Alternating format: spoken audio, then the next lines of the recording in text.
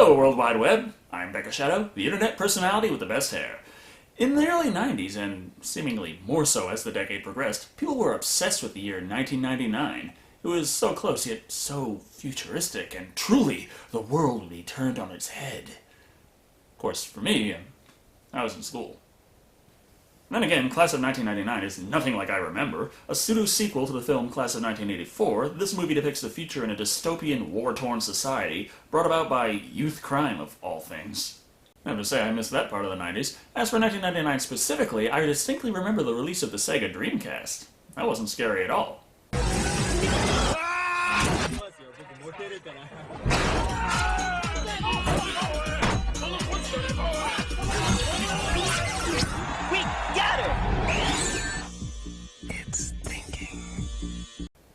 Okay, maybe a little bit, but Class of 1999 is actually filed under the horror category. What's the angle then? We follow a select group of teens in a specific high school as a new program is introduced to bring robotic teachers to the classroom to keep the peace. Naturally, they do this by killing as many children as possible. And with all the guns, robots, and rocket launchers, I'm personally wondering why this wasn't filed under science fiction action, but nevertheless, let's take a look at Class of 1999 and see if they got anything right. We open to a tell-don't-show style narration as a robotic voice fills in the details.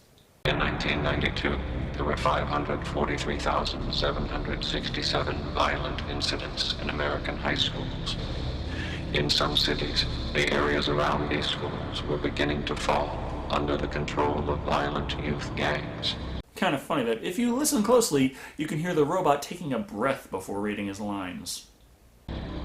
By 1997, the number of violent incidents had tripled. Of course! Just in time for the release of the original Grand Theft Auto. I'm serious, have you played Grand Theft Auto 1? It's enough to turn a Buddhist monk into John Rambo. Evidently, in 1999, gang violence has turned large sections of major cities into lawless war zones, and just like any dystopian society, high schools are still standing and operational somehow, and the drug-addicted automatic weapon-packing children are never tardy. Yeah, the Department of Educational Defense reopened the schools, but how does that explain lawless, murderous teenagers agreeing to go? Never mind that detail, we have to go to Stacy Keach playing the role of Dr. Bob Forrest, who gives an example of what he can do to help the situation. Taught me to believe that they're not actually human beings. Mr. Bryars, 1 million megabytes.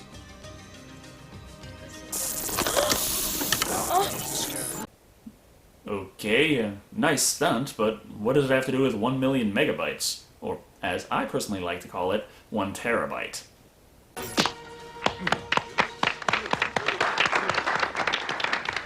They don't bother asking all the details about the features or programming after that. No, the robotics company sold us robots, so that's good enough for the kids. Especially when half the introduction is our lead Cody, played by Bradley Gregg, getting out of prison so he can go to school. Because if he doesn't go to school, he'll go back to prison. So that's why kids in this fucked up future still go to school. They should make murder and drugs illegal too. Wait. Cody meets up with his androgynous little brother and or sister, Angel. You look like shit, Angel. What do you mean? He's a bad little dude. Yeah, I'm getting jumped in next week. Moving on. Upon driving home, they introduce him to the newest drug, snorting light bright bulbs. Come on! What'd they do to you in there, man? My guess is that in prison he got jumped in enough. But it seems character-wise, Cody here used to be the baddest dude, but his ultra-serious demeanor after his parole is completely throwing off everyone. So, rehabilitation works! I guess? It's not like we ever saw any of the old Cody stuff before the change. We are also introduced to the main gang rivalry with the Razorheads, whom like walking around with automatic rifles, but fortunately for Cody, don't care so much to actually use them, and instead we get an awkward chase scene.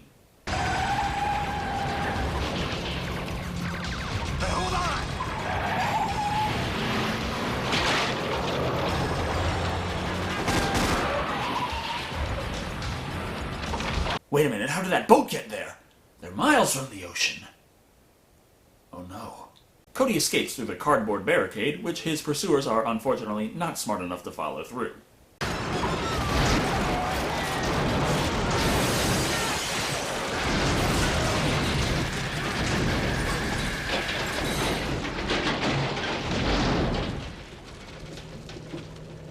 looks like Hector's gonna be a little late for school.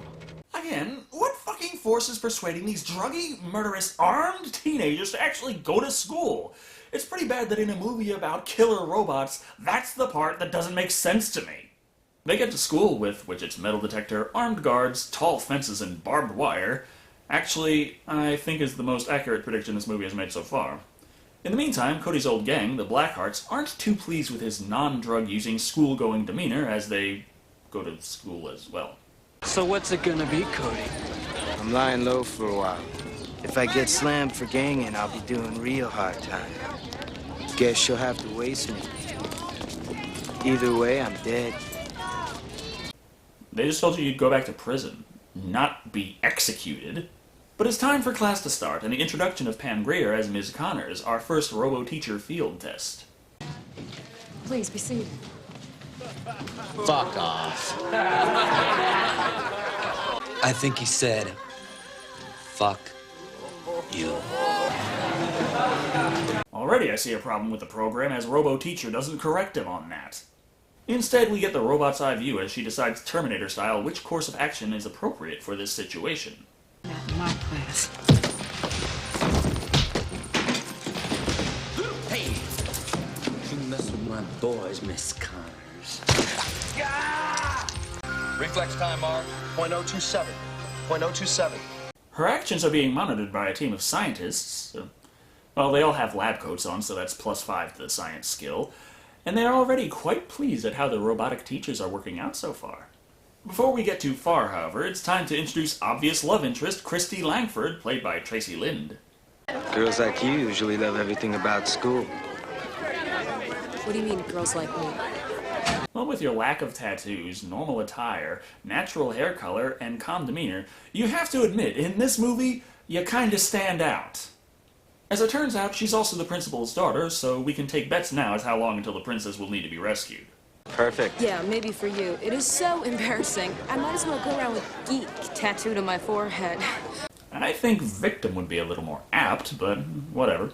History class begins, and ironically it really does repeat itself, as this scene is pretty well the same as the last one, with John Ryan playing the role of robo-teacher, Mr. Harden, whom deals with minor classroom disruption in a no-nonsense, straightforward manner.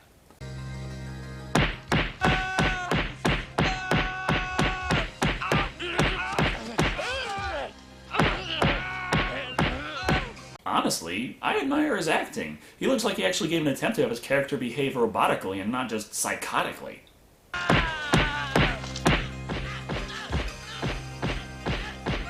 Corporal punishment, is that still legal, sir? Depends on the country. In the good old US of A, you bet your bruised ass it is. You can still count on the schools of the dystopian future to be just as fucked up when it comes to student safety, though, as when a gangster tries to rape Christy, Cody fights them off, which obviously means he must be punished severely. That boy ended up in the hospital. That boy nearly raped your daughter. Now, Cody, we told you, we have a zero-tolerance policy, not a common-sense policy. If I didn't want my daughter raped, I wouldn't have transferred her to this school. Like, why the hell did he transfer his daughter to the school? It's not like he, of all people, wouldn't know what's going on here. Now get back to your classrooms and no more belly aching. Due to these circumstances, the principal lets Cody off the hook, but that doesn't mean that Robo-Gym teacher is satisfied, keeping Cody after class for a few words. Anybody ever tell you you got a bad attitude, boy? Aw, where's the Terminator-style robot camera where we get to see him choose between friendly talk, beratement, and be a douchebag? One of the Blackhearts saw this, though, and fortunately managed to smuggle a gun past the metal detector at some point we never saw, and after getting nice and high to improve his coordination, confronts Mr. Briles.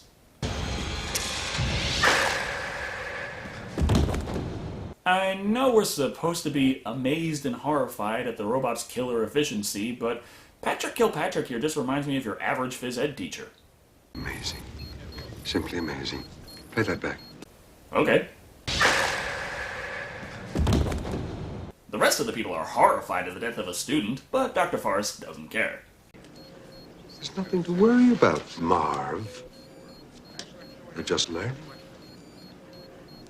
Learning how far you can twist the neck before it snaps, but learning nonetheless. As it's still Act 1, barely starting Act 2, they let Cody live, but we've got more disruptive behavior for our favorite history teacher to take care of.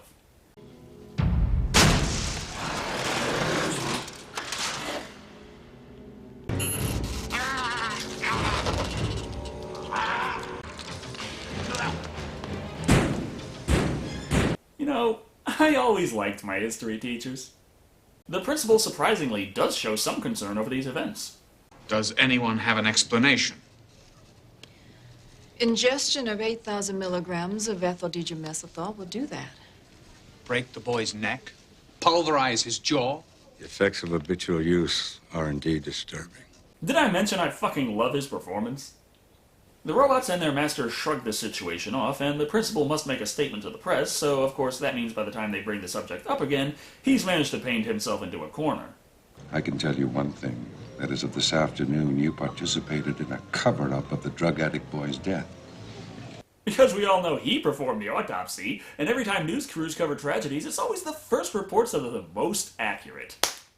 The following day, Cody meets back up with Victim, who strangely seems to think the school's a fine place to wear your ridiculously huge gold earrings, and asks if she'd like to help him progress the plot.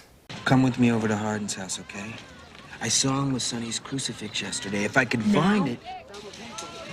You mean cut class? Yeah, he never cut class. Considering the hall monitors are all armed with AR-15s, I wouldn't be too enthused about cutting class either. But they get out without any difficulty, and with their handy-dandy faculty address book, learn that the three new teachers all happen to live in the same apartment. As they search the place, they find nothing but comically well-stocked maintenance fluids. Talk about your lean cuisine. Gotta stay on top of those pesky squeaks. What is this? This might be slightly more interesting to the viewer if they hadn't already revealed that they were robots 10 minutes into the movie. And we're 45 minutes in now and you reveal that again? Cody does find Sonny's cross, and the fact that the history teacher had it somehow is proof enough that he killed Sonny. But wouldn't you know it, the teachers are all coming home. Shit, come on. I must ask, how long did it take you to search this mostly empty apartment? You skipped up school around lunchtime and somehow took so long, school ended and the faculty got sent home and arrived before you finished. That's pretty damn inefficient. This results in yet another car chase, with them allowing Cody to use the Head Start program to get Christy a safe distance away, because despite there being no reason to have all three of them in the car chasing one guy, how else are they going to offer comic relief? Exceeding the speed limit. Not wearing a helmet or using proper hand signals. Time for a little driver's ed. They end up driving towards a pier, knocking Cody off his bike, which somehow does not splatter his brains all over the place. And these super tactical killer machines also forgot how to use brakes.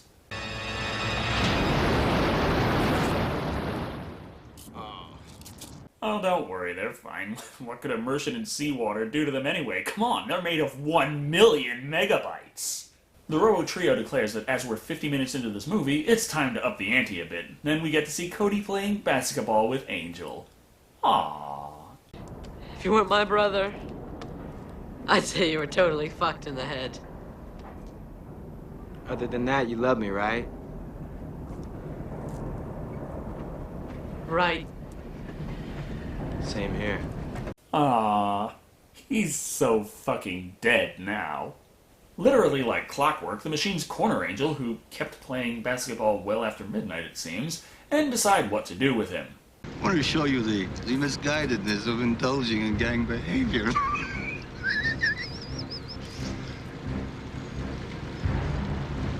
I want to kick his butt. Okay. 1 point to the gym teacher. I thought you had him. Sorry. Well, damn, my hopes of witnessing the world record for robo-hacky meat sack are shot down before they even start.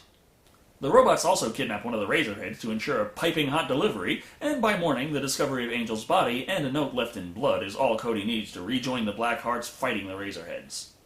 Quick question, guys. Why the fuck are robotic teachers instigating a gang war? The educational directives may have miscarried. They might be reverting back to their original military form. Of course they were originally designed for the military. You always use military tech when it comes to these kinds of things, especially if the military declares it too dangerous to use. Hey, quick note. I have a GPS that was originally designed for the military. One simple little difference you can see here is that when it malfunctions, it does not kill all my friends and family. So the war's on in Warzone, which looks like any other outdoor set in this movie, so it's good that the gangs knew where they were supposed to go. But just having teens shooting at each other isn't good enough, so our faculty sneaks in, somehow unnoticed, and begins killing off everyone there, with John Ryan, again, the only one acting remotely robotic. Cody!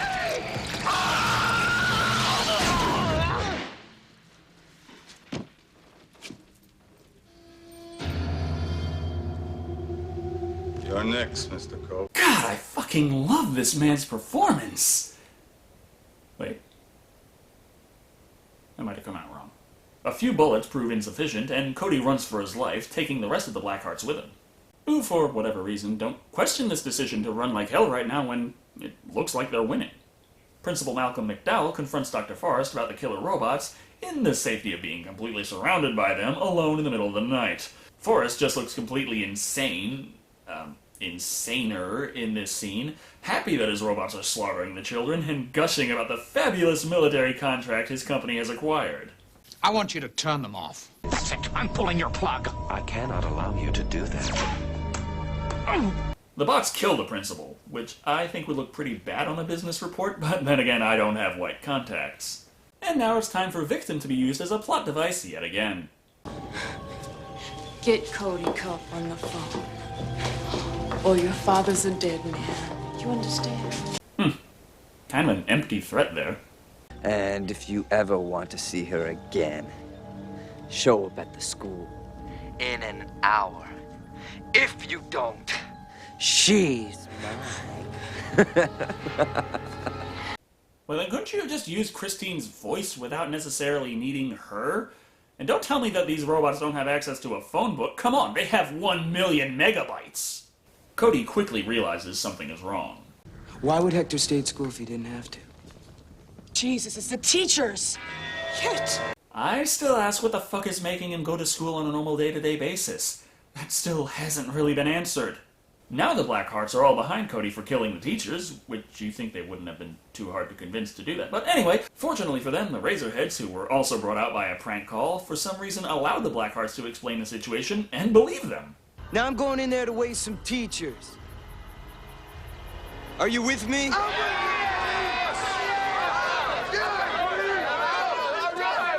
Could be fun. Yeah. They break in with little difficulty, as when the sun goes down, there are no guards in this maximum security educational facility, and Cody gives everyone a warning. These things are like a bad, fucked up George Jetson nightmare. Have you been doing light bright bulbs, Cody? Before long, they find Ms. Connors, and naturally bullets just piss her off, resulting in her melting her arm off somehow, revealing a flamethrower.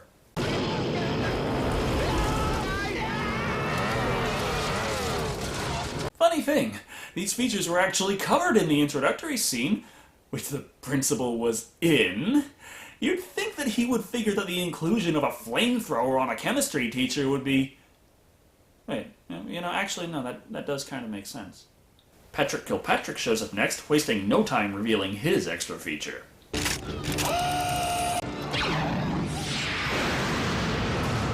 A fucking rocket launcher! Oh shit, with the way things are going, I can't wait to see what they equip the badass history teacher with. Before long, Cody finds the perpetual victim, which it's kind of surprising she's still alive. What reason do they have to let her live? Oh, what am I saying? For the plot, of course! Awesome, what's he got? A laser? A lightning thrower? Wanna rumble? Come on! Come on! A sudden decrease in acting prowess? As he still doesn't care about bullets, we find out the secret weapon he's packing is... a drill. I love to mold young minds. I'm disappointed in you, John. As it's Cody's last stand, fortunately for him, bullets finally work against Robo Hardy, allowing him and Christine to escape, but as another robot is quite literally hot on their trail, they set a trap for her in the chemistry lab.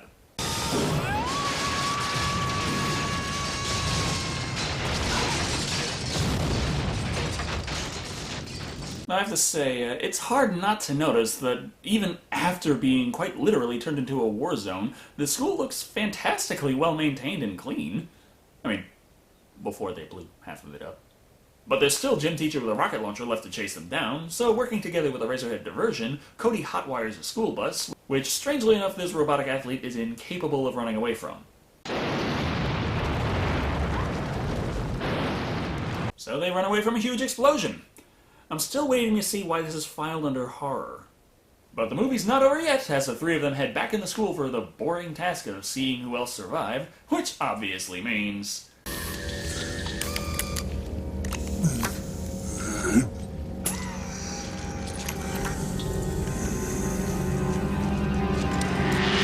Actually, compared to the original Terminator, that looks pretty damn good. But what a twist! Crazy fucker Mick doesn't give a shit is at the school, and as it turns out, he's a crazy motherfucker who still doesn't give a shit. I'm afraid you're next, my son.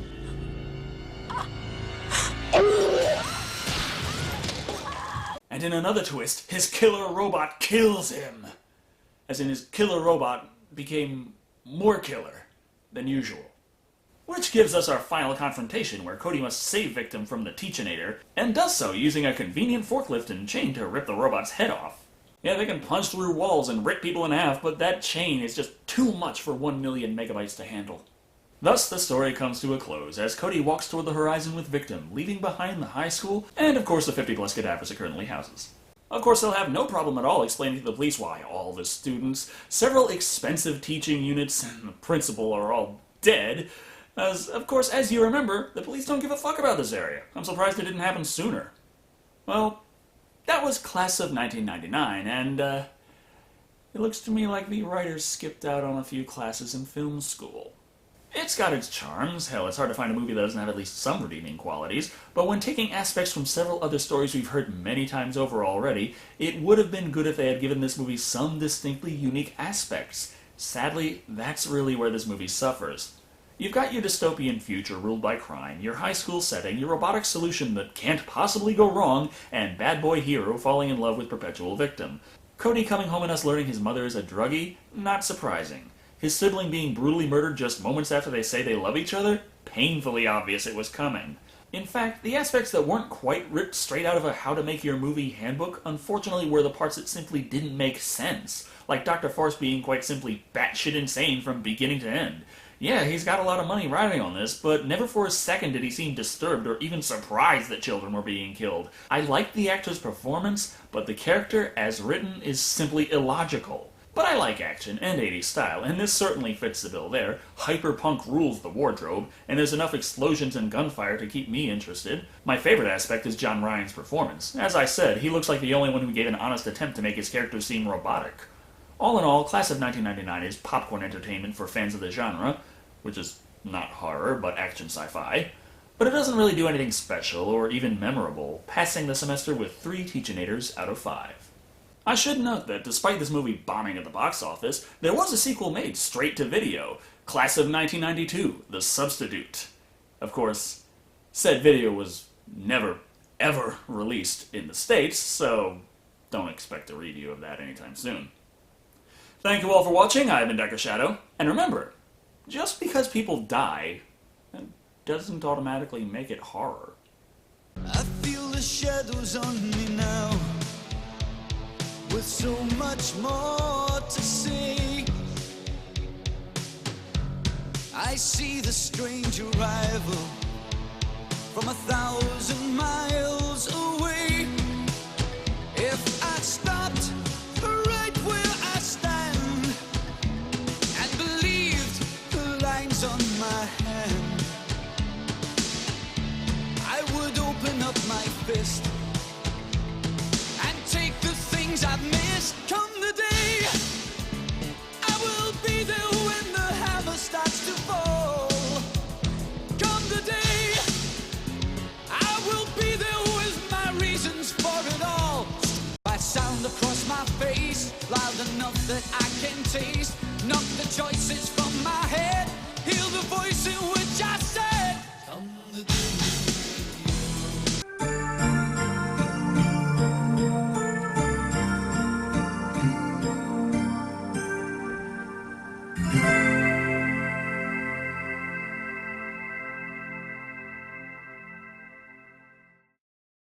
These things are like a bad, fucked up George Jetson